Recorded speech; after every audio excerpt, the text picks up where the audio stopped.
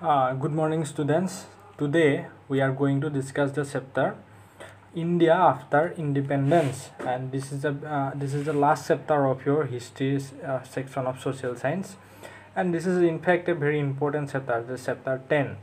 It talks about what happened after a prolonged national struggle, the national struggle for independence. What happened after India gained independence? It talks about mainly the immediate events after independence. So let's see what happened. So the major challenges after independence.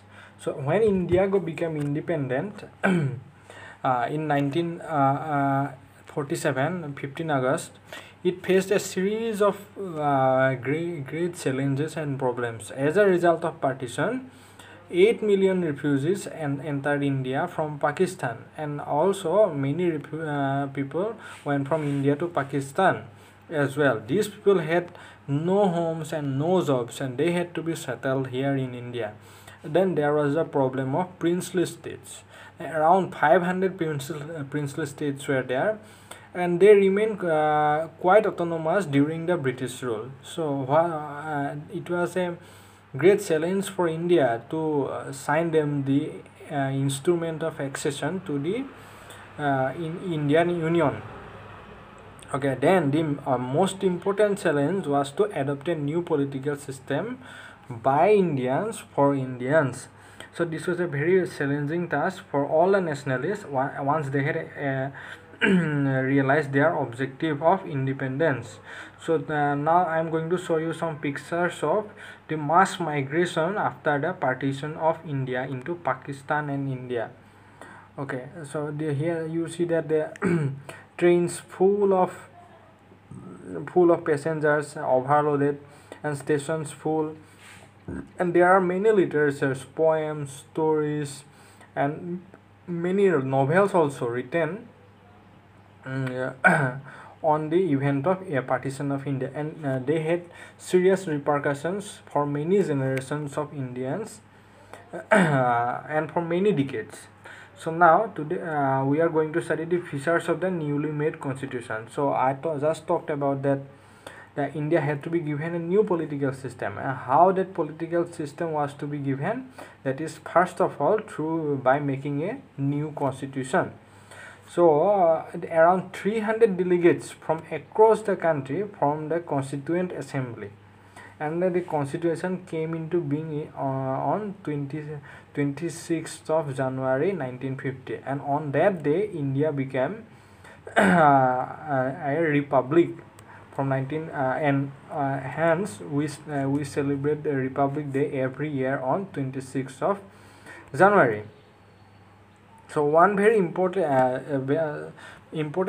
feature of the Indian Constitution was the adoption of universal adult franchise. So what is universal adult franchise? Franchise means the right to vote, and universal adult franchise means all Indians above the age of 18, at that time it was 21, who would be allowed to vote in the state and national elections, irrespective of anything, irrespective of their caste, gender, creed, etc. So this was a revolutionary step. Actually, it was a never before. It was like never before step for India, and Indians for the first time choose their leaders that were from their own country and free from outside influence. In other countries such as the United Kingdom and United States, the right to vote had been granted in stages. Firstly, only to men, then and then to men of property, then men who had graduated, educated enough, then working class men, and then to the finally to the women. But in India choose to grant all of these rights to everyone not by stages, but at the same stroke. The second important feature of the Indian Constitution was that it guaranteed equality before law to all citizens, regardless of their caste or religious affiliations. There are some Indians who wish that the political system of the new nation should be based on Hindu ideas and that India should be run as a Hindu state. They pointed to the example of Pakistan, a country that created explicitly to protect and further the interest of the Muslims or a specific religious community. However, the Indian Prime Minister Jawaharlal Nehru was of the opinion that India should not and must not become a Hindu Pakistan. That it should remain secular. Besides Muslims, India had a large number of Sikhs, Christians, enemies, Buddhists, Jains, Parsis, and many.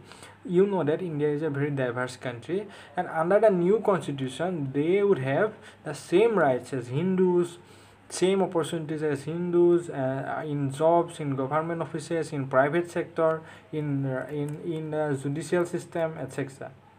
So the third important feature of the constitution was that it offered special privilege to the poorest of the poor and the most disadvantaged group of Indians. The practice of untouchability, described as slur and a blot on the fair name of India, was abolished for once and all.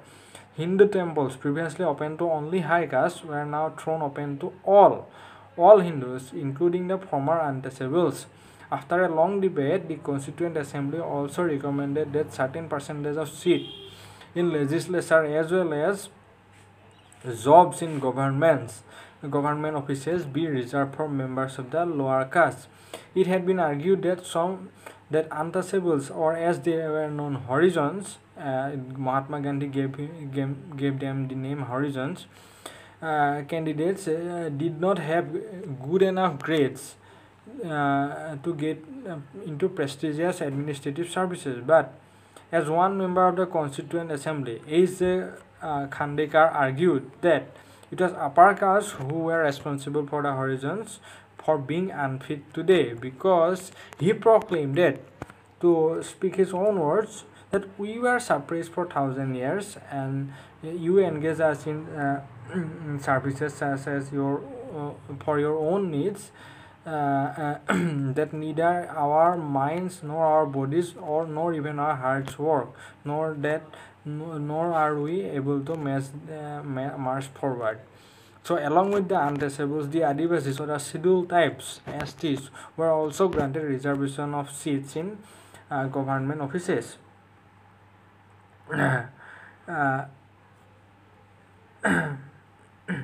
So the one important fact for you, that the chairman of the Constituent Assembly, the drafting committee, was B.R. Ambedkar, who was himself an untouchable. So he worked to safeguard the interests of the untouchables.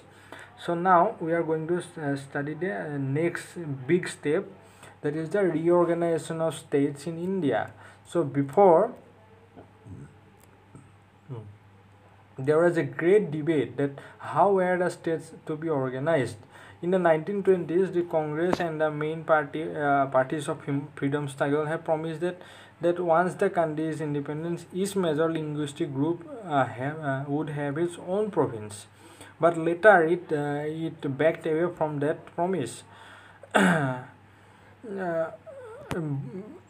remind you that Prime Minister Nehru and Deputy Prime Minister Vallabhbhai Patel was against the creation of linguistic states. So after partition, Nehru state, the disruptionist tendencies had come to the fore when the demand for separate states on linguistic basis came.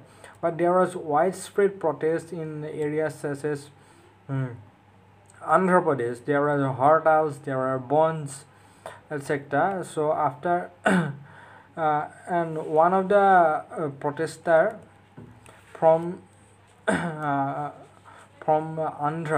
Pradesh, Poti Sirimalu, the Gandhian leader, who died fasting, demanding a state for the Telugu speakers from the Madras province.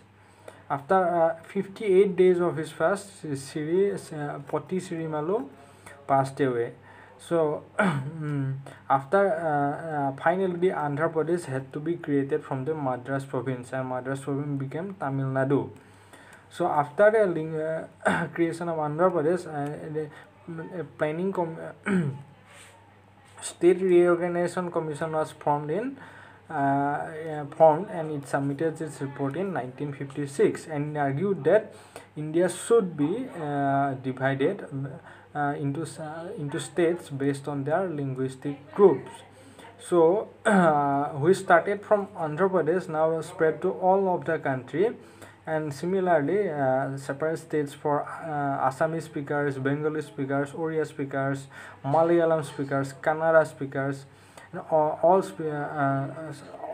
of them were given different states. And even the North Indian, the heartland, which mainly spoke Hindi, was also divided for administrative convenience. You can see the map of the provinces of India before 1956. So here you can see that here in our area Assam, apart from Manipur, Tripura, the all of northeast was Assam, was the Assam province, but later it was divided, and as lately as in 1972. These are the states of India as it appears now. So you know that the former Jammu and Kashmir was divided into Jammu and Kashmir and Ladakh, and also the Andhra Pradesh was further divided into Telangana and Andhra Pradesh. So these are the states as it appears in 2021. So so for next we are going to study the planning for development. So how India planned for development. So lifting Indians out of poverty was a major cause for all the leaders or elected leaders and building a modern technical and industrial base among the was among the major objective of the new nation. So for that matter, the government framed a planning commission to plan and execute the activities of development in 1950 for 5 years, which was known as the first planning commission. Then it was again established a new commission was established in 1956 known as the second planning commission, which primarily emphasized the industrial development of the country. So and also declared that India would be following a mixed economy model, that is neither capitalist nor socialist. It will have elements of both sides based on the convenience. So with this we have come to the conclusion of this class, and I have a little homework for you. That imagine yourself as a Hindu in a newly created Pakistan in 1947 and you want to migrate to India.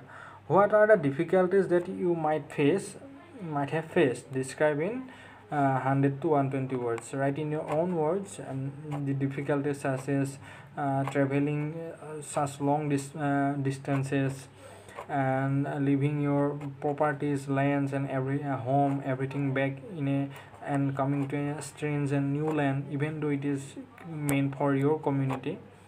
So these are the things you can write, and you can ask me if you have any doubt. And so with this I conclude today's class. Thank you.